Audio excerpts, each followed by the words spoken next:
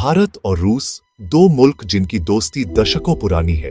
Cold war के साथियों से लेकर डिफेंस पार्टनर्स तक, इस रिश्ते ने दुनिया की सियासत को आकार दिया। पर आज हालात बदल रहे हैं।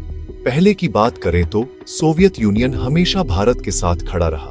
मिलिट्री डील्स, स्टील प्लांट्स और तो और यूएन में भारत के हक में अपना वीटो भी इस्तेमाल किया।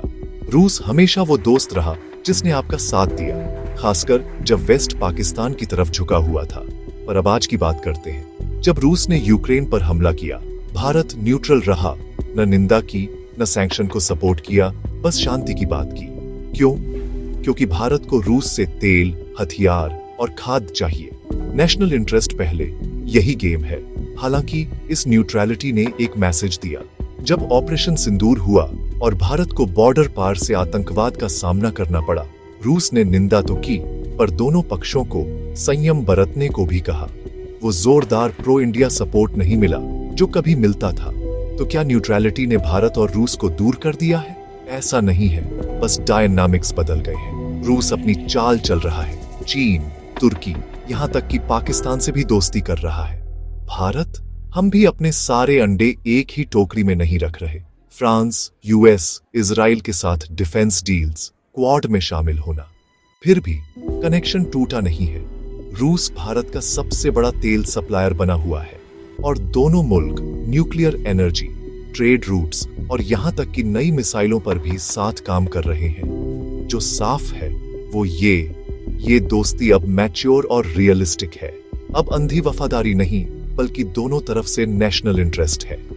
एक ऐसी दुनिया में जो हमेशा बदल रही है, शायद यही सबसे स्मार्ट मूव है।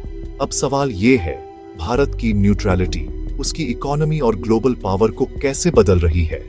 न्यूट्रल रहने से भारत को वेस्ट और रूस दोनों से टेक्नोलॉजी, इन्वेस्टमेंट और एनर्जी डील्स मिल रही हैं। उदाहरण के लिए, भारत ने रूस से सस्ता तेल खरीदकर अपनी इकोनॉमी को मजबूती दी, जिससे महंगाई पर कंट्रोल रहा और इंडस्ट्री को फायदा मिला।